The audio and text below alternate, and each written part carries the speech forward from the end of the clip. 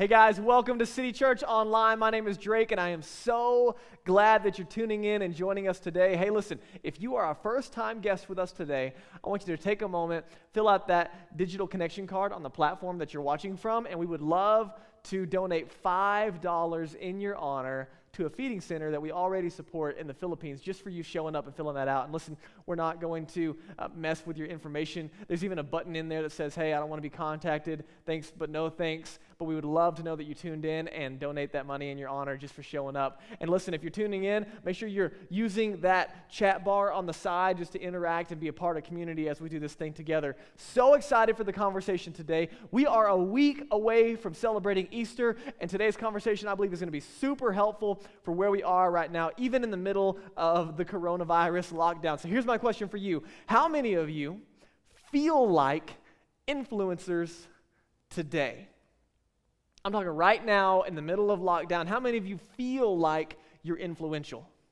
You see, we're in this weird season where we're on lockdown and we're unable to be around people. And so I imagine that part of your influence has diminished, or at least you feel that way. And so last week, I challenged you and encouraged you to embrace the big idea that you are invaluable. And as hard as that is to believe sometimes when we're separated and alone, it doesn't change the reality and the fact that you are invaluable. Today's conversation goes hand in hand with that one, and it is this, that you are influential. And in a season when we're stuck at home and we're not around people, I think this can be a hard one to believe, but I hope I can bring out the best in you today, that I believe that you and I, man, we're influencers, and God has big, big plans, even in this season. So you might be sitting at home watching this thing and thinking, you know what, I'm normally an influencer, I'm normally influential, but to be honest right now, a lot of my influence is simply limited because of everything going on. Or you're on the other end of the spectrum and you're like, Drake, man, I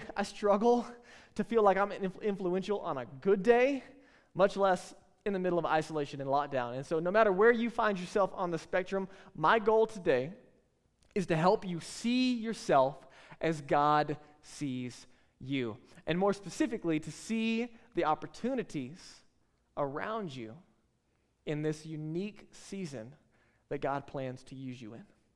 And so 4 identity points that we've looked at over the last couple of weeks that I want to revisit with you as we get into this thing. What are we? Number 1, I am invited. Everyone say, I'm invited.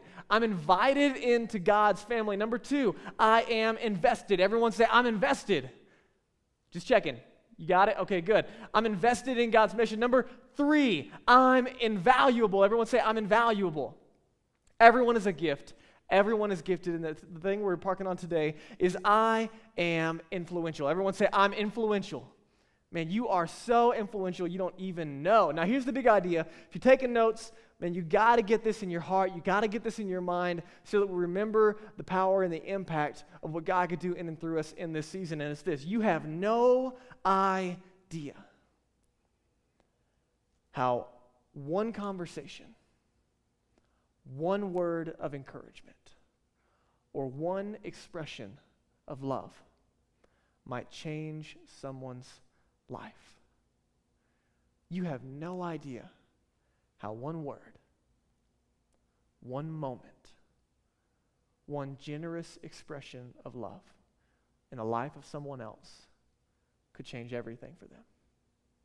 Now, the problem that you and I run into when we start talking about influence is that culture typically associates influence with a lot of people and with a big following and celebrity status and YouTube fame and lots of follows on social media. And what's ironic about that is that we acknowledge that and we see that, and we probably have been influenced by a lot of cultural celebrities. But at the same time, most of our stories have been shaped by people who have influenced us in small ways. People's names who would never be on the top 100 charts or in a book or somewhere where people would say, oh man, you remember that guy? But we have lots of influential stories. And odds are, if you're like me, you have stories of influence that fall both in the positive and the negative category. Here's what I mean, that you maybe received some small investments from a coach who believed in you, or a teacher who brought out the best in you, or some parents who who believed in you and invested and constantly poured into you and gave you every opportunity to succeed, or maybe some grandparents that were always there for you, or a peer group that supported you. You have some small investments from different people in your life who help shape the story of who you are today. And odds are, if you're like me, you have a similar story on the other side of some people who were in your life and they didn't think or they didn't realize that they had influence in your life. And so they said some things or they did some things that negatively impacted you, and they didn't think about it or realize it because they assumed they did not have any influence. You see, the conversation we're having today carries a really big weight on both sides. Not only is there incredible potential for positive impact in the lives of others, but I believe if we miss this and we take it for granted, that the consequences of not recognizing that we're influential in the lives of others could be really detrimental to their stories moving forward. And so here's the deal. No matter where you are on your spiritual journey, listen, if you're not a follower of Jesus, you are loved, safe, and welcome in this community, and we're so glad you're here. And we want to meet you where you are and help you take some next steps. I hope today is encouraging and helpful to you. And if you are a follower of Jesus, this conversation goes way beyond encouraging someone. I want you to hear this. Jesus wants to work in and through you to do in the lives of others what he has already done in you. Remember that you're not just invited into God's family, but you're invited to participate in the mission of God's family. And so here's the challenge. The lie that you and I typically believe, or at least that we're pitched consistently, is that influence typically starts with platform. And what that means is that I've got to work to create a platform. If I want to be influential, I've got to work to create a platform. And then and only then, when I hit X amount of followers or I hit whatever goal I think I have to have, then I can be influential. But you and I know at the deep parts of our soul that's simply not true. But rather, this is the reality that true and lasting influence always starts with people, not a platform. So let me ask you a question. Who do you think influenced the start of City Church, this thing called City Church that we're getting the privilege of being a part of? Who do you think influenced that? You might, if you knew our story, you might say, Drake, it was you and your wife Danielle and a small team of people who influenced the start of City Church. And if that was your answer, you'd be totally right. That's absolutely a true statement. But can I just tell you that that's terribly incomplete?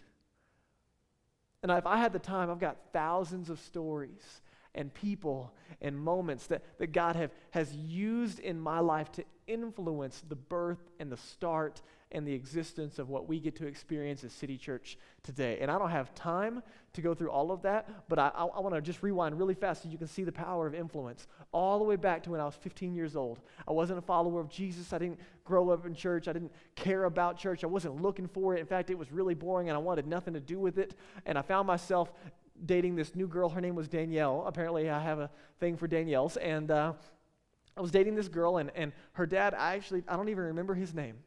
Really big dude. I remember he was like this tall, maybe even taller. And I remember that he wasn't ever like mean or anything to me, but I think, just loving me and protecting his daughter, he said, hey, listen, you can date my daughter, but you can only see her at church. And all of a sudden, I found myself really interested in going to church. And so I started going to church, not for any of the right reasons other than to be with my girlfriend, but all of a sudden I found myself around some people who said they had a relationship with Jesus and they lived like it and they loved like it. And it wasn't long before I started to understand that Jesus wasn't inviting me into religion, but he was inviting me into a relationship with himself. And it wasn't long after that I gave my life to Jesus. And man, he changed everything. And my whole life shifted at that moment. And so you could say that it was the influence of this dad that I don't even know his name today that was a part of influencing the start of City Church. Because if he wouldn't have made me go to church to see his daughter, I might not have ever met Jesus. And if I would have met Jesus, I would not be standing here today talking to you. Now, if you would go back and ask that guy, hey, what do you think about this kid? He ever going to be a pastor and start a church in Boulder, Colorado? He would have laughed in your face and said, no way. But here's what I want you to understand, that influence isn't always obvious, and it isn't always instant. But here's the reality, that just because you don't see the fruit of your investment in influence doesn't mean that the seed didn't take root. God was doing something in my life that man could have never seen in the moment. Now, here's another example for you, okay? Easter is next weekend. I don't know if you knew it, but we get to celebrate Easter next weekend, and we're having our online Easter service at 10:30 a.m. Listen, I know we're tuned in at 4 right now, but do not show up at 4 o'clock next week because no one will be here. 10:30 a.m., our Easter online live service is happening, and here's what I'm going to challenge you to do today. This week, I'm going to ask you to invite 3 people to join you online for Easter at City Church. And you might be freaked out. Don't worry, we're going to get to that point. But here's what I want to ask. Are you a failure if you invite 3 people this week and they all tell you no? The answer is absolutely not. Why? Because the goal is not to get people to an Easter service. The goal is to get them where? To Jesus. And they might not come to a service, but you have no idea how God could use a simple invitation to plant a seed in someone's heart that you care, and the way that you love, and the way that you carry yourself, all of a sudden it starts to do something in them that you might not see immediately, but don't undervalue what God could do in a moment. So today, with the time that we have left, I want to go to John chapter 4 and share with you a story of one of the most unlikely influencers in the entire New Testament. Jesus was on a trip, and as he's traveling, he's going to go through a town called Samaria. And you have to understand, this is a big deal because most Jews would go around Samaria, even though it added to their trip. They would go around it because this town was full of people that the Jews despised. These people they considered less than human. They were worse than dogs. They were half-breed Jews, and so Jews wanted nothing to do with Samaritans. So for Jesus to go through this town at all is incredible, but then he takes a break, takes a breather at a well, and here's what happens, picking up in verse 9. A woman shows up, and she's coming to draw water from the well, and watch what happens in verse 9. The woman was surprised when Jesus speaks to her. And so Jesus opens up a conversation, and this is mind-blowing. Because first of all, women were undervalued in this culture regardless of where they were from, but for Jesus to be speaking to a Samaritan woman was absolutely unacceptable. And so in the moment that he speaks to her, he dignifies her, and so here's her response.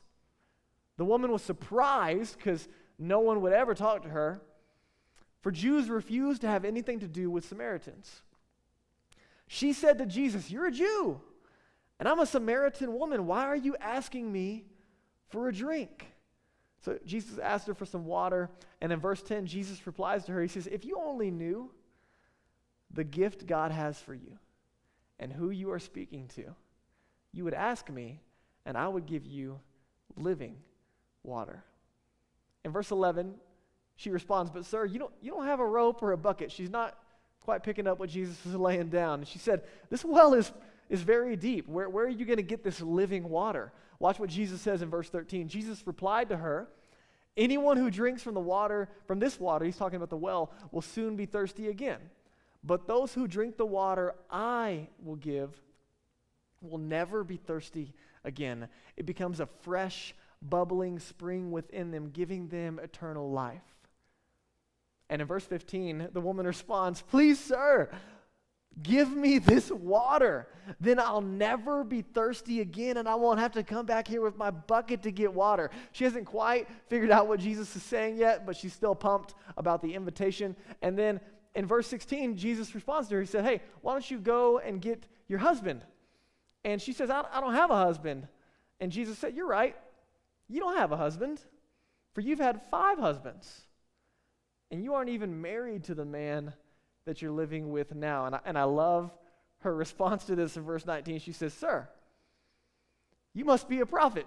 Like, oh, snap. And I need you to understand, listen, Jesus knew everything about this woman before they started this conversation. He's intentionally engaging. And she's been divorced 5 times, and she's shacking up with somebody right now. And maybe today, that might raise some eyebrows in our culture, but man, in this moment, she has a reputation. She is completely shunned in this city. She is the worst of the worst. Everyone is whispering about her. She has a town reputation. But I need you to understand that Jesus intentionally engages her in this moment, and he doesn't see an immoral woman, if you will, but rather he sees a miracle waiting to happen.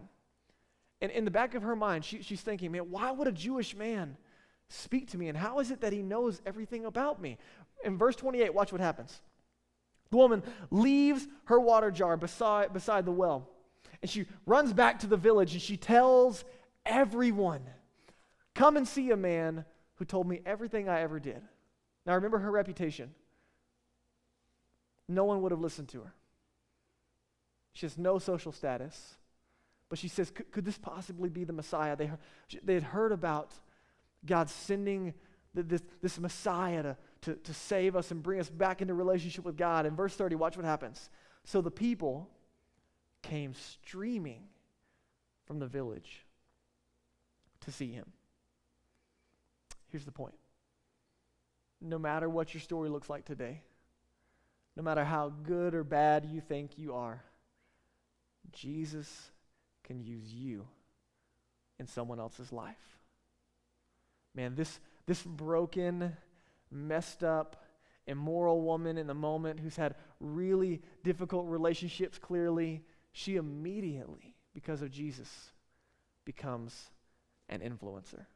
And here's what that tells me, and I hope it tells you, is that you don't have to have it all together to influence someone toward Jesus. I think we get stuck sometimes and we think, I got to have degrees and a couple verses memorized, and I got to have my life all fixed up, and I got to get kind of shiny on the outside in order to be a positive influencer. Man, this woman is proof that all you have to know, hear me friends, you just have to know who Jesus is and care about the people around you. And Jesus can use you. You just have to care. Hear me on this. You don't need 4,000 followers and a platform to be influential. You just need to care about the person in front of you. And if you and I can do that, God can use us to change the world around us. Why? Because you are an influencer. One of the influencers that I've been watching for a while, her name is Maddie. She's a part of our team and a part of our church. And I've been watching her invest in her friends, and it's amazing to watch. It really is. But I called one of her friends, Lauren, the other day, and I said, Lauren, why don't you tell me a little bit about, what is it about Maddie in the way that she's influenced you that has brought you to a place where you are today? And Lauren started to share her story of hey, me and Maddie, we were roommates and we were living together. We didn't know each other that well, but at one point our stories came up and we kind of got to talk about our spiritual journeys, and that started just an open door, if you will. And Maddie had invited me to church a couple of times, but I typically just said no. And then all of a sudden I started going through a rough season. And Maddie invited me to church again, and so I decided to go with her, and that started some more conversations. And here's what Lauren said. She said, what I loved about Maddie is that she was always available. I could ask her any questions, and we could have intelligent, good conversations without me being judged or feeling put down. And she also said that Maddie was incredibly transparent. She didn't pretend like she had everything together. But at the same time, Lauren said, I would watch her as she continued to get more involved in City Church and began to serve others more. I watched her mood continue to change, and she said she looked like her best self, and she was where she was meant to be. And she was really living out what she believed, and she was loving in big ways. And Lauren said, as I watched her, I wanted that. And Lauren ended our conversation by saying that Maddie was an open door in my spiritual journey. And I didn't have to enter it, but I knew I could. Now, what's amazing about Lauren's story is that she gave her life to Jesus last fall, and Maddie had the privilege of baptizing her in Boulder Creek, and we got to celebrate because of Maddie's consistent investment in the life of Lauren, God used her to see Lauren come into relationship with God, and her life has changed. It's an amazing, amazing story of small influence that goes a long way because God could use anything. And let me show you what Jesus says after this, Matthew 9. Jesus responds to his disciples because they got back and they're kind of shocked that he's talking to a woman. In Matthew 9, Jesus says, hey, you guys have heard the saying that 4 months come between planting and harvest. And Jesus says, but I say to you, wake up and look around because the fields are already ripe for the harvest. He's using a metaphor to help them understand how people's hearts are ready to come into relationship with himself. And in Matthew 9, he extends that in a different parallel passage. He says that not only are the fields ripe for the harvest, but the laborers are few. He says that's the problem. The fields are ready, but the laborers are few. Our city is ready, but the laborers are few. People are ready, but we could say the influencers are few. Don't let the culture around you rob you of your calling to be an influencer. It doesn't start with platform. It starts with the person right in front of you. In John 4:39, I'll show you this. It says that after this, many Samaritans from the village, they believed in Jesus because of who? The woman who said, he told me everything I ever did. And when they came out to see him, they begged him to stay in their village, and so Jesus stayed a few more days, long enough for many more to hear his message. Here's the deal. Who did God use? He used a regular, ordinary, broken person who had an encounter with Jesus, was changed by Jesus. He used a person just like me and just like you to be an influencer in someone else's life. In a season where man, I don't know where you are in this, but there was a season where I didn't have a platform, and I'm grateful for it, but I was sitting at a table the other day with my buddy Seth, and this is Seth, and if you don't know Seth, he's our church planting resident, and what that means is he's in-house and serving with us so that we can do in another city what we've done here in Boulder, and let's start another church and engage the city and love and serve people well. And so Seth is here now, and this is a picture of him when he first moved to Boulder with his little U-Haul truck. And if you would have told me 5 or 6 or 8 years ago, however long ago it was that I met Seth, that he'd be moving to Boulder to be a part of City Church and to be our first church planting resident, man, I would have been blown away because I would have never thought that God could have used my influence to get Seth to where he is today. But I was sitting at a table the other day with Seth, and as he was telling someone his story, the words came out of his mouth. He said, God used Drake too, and he kept going. And I kind of stopped in the back of my mind, and I was like, what? Like he did? Like I didn't realize that God had used me to be a part of Seth's story. And so then I called him later, and I said, hey man, listen, like I'm not trying to like toot my own horn, but I'm just curious, like what was it like how did God use me to influence you to where you are today? And here's what Seth said, and I love this. He said, man, you were just consistently present. Like you didn't have it all figured out. You weren't perfect. You were still struggling. At the time, I was really young. I didn't have a big platform by any means, but he said, man, we lived a lot of life together, and you made a long-term investment. And what Seth said is, as we lived life together, I saw something in you that I didn't have. He said, you placed value on me, and when you did that, it made me lean in to what you had to say. He said, you gained influence in my life because you were so consistent in being there. And Seth said, when I realized that everything that was working in and through you was God, it made me want that in my life. And when I heard him say that, I was like, man, I had no idea that God used just a consistent presence to influence you in a direction that puts you here today. And I want you to know, listen to me, you are an influencer. And you have no idea how one conversation, one word of encouragement, or one expression of love might change someone's life. I'm going to invite Daniel to come, and as I prepare to close, I just want to invite you to reflect on a few things, okay? Did you know that when you read the book of Acts, which is about the early church, that 39 out of the 40 different miracles that you and I see in the book of Acts happen outside of the church? You know what that tells me? Is that you are a part of a miracle waiting to happen. So what that means in this season when we're in isolation and breakdown, that when you listen to someone who is hurting and you love them instead of judge them, God might be doing something in their hearts. When you extend some encouragement in the middle of a week, or you check in on a friend or a coworker or a family member, that investment might go further than you ever thought it could. When you get online and you share something from City Church, or you repost something happening, a sermon clip or an event happening, you never know how God might use that little moment to touch someone else's life. You never know, just by the way you carry yourself, just by your disposition, how God is using that to separate a gap of what people see in you and what they don't have. Hear me, guys. God has created you to influence others. And if you're a follower of Jesus, God has created you to influence others to know Jesus, that we exist to help people find their way to God from where they are. You are an influencer.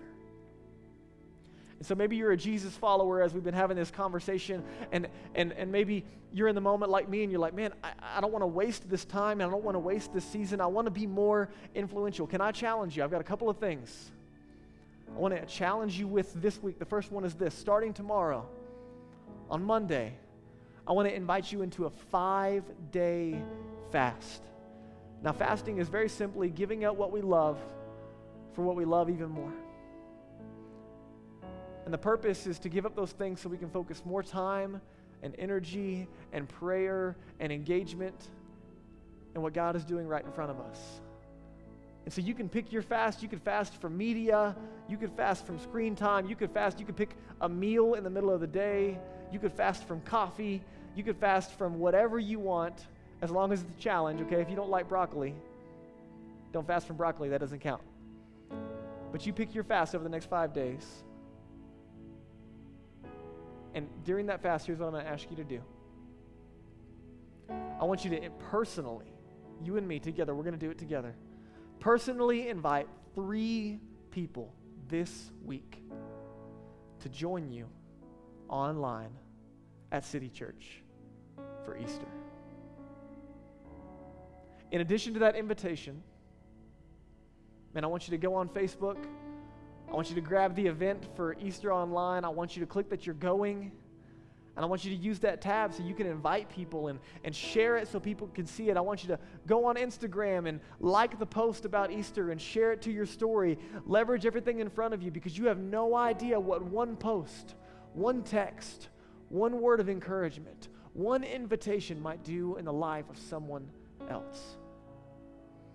And my prayer is that right now, as you and I engage in this conversation, that we couldn't check out from this service. We couldn't check out from this engagement online without feeling the burden to reach out to someone right now. My prayer right now is that God is putting those names on your heart and mind as we pray and reflect today. And my prayer this week as we fast and we pray and we engage is that we would invite God, interrupt my day. Man, I'm ready. Help me to listen to you and to love the people right in front of me, to forget about any efforts of platform, whether it makes me feel puffed up or it makes me feel like I'm not good enough, but rather help me to love the person right in front of me, even if that's digitally. And maybe, friends, you're like Lauren today. And you'd feel like, you know what, there's an open door in front of you when it comes to this relationship with God thing, and you know it's there, but you also know you don't have to walk through it. But at the same time, there's something going on in your heart and mind that there might be something to this Jesus thing. Man, can I just tell you that God loves you And he sent Jesus so that you could know him relationally as a father. You're not invited into religious experience and duties and a heavy weight. You're invited into a relationship with a loving God who sent his son to give his life for you in your place, for your sin, to be buried and to rise again, to give any of us who would trust in him new life. And maybe you're looking at your story today and you would say, man, I can see God using all these different influences to point me in this direction. Maybe it's the message today, or maybe it's a song you heard recently, or maybe it's a friend that's been investing in you, or maybe there's a series of influences in your life that have put you at the place that you are today where you would say, Drake, I'm ready. I'm ready to follow Jesus. I want to give Jesus my life. And maybe as you reflect on and think about that, you're like, Drake, I don't know, man. I'm not good enough, and my life is not together, and I don't know if I'm ready. Can I just encourage you? When you call on the name of Jesus, he hears you. He forgives you. And he makes you new. And so in your own heart and mind today, you could pray just like this with me and say, Jesus, I believe in you. I know I'm broken. I know I'm not perfect. But I believe you died for me. I believe you rose again to give me new life and to invite me into the family of God. And today, I'm saying yes to that invitation. Jesus, I give you my life. And listen, if you prayed that prayer, I want to encourage you, take some time, use that digital connection card and let us know so we can walk alongside you, because this is not a decision that happens in a moment. This is a journey that you're invited into. We want to walk alongside you. If you're a follower of Jesus, we can pray for you in any way. And use that connection card. Let us know how we can help you take next steps. And I can't wait to hear the stories of the small investments of influence this week that result in lives changed. Thanks, guys, for tuning in. We'll see you later.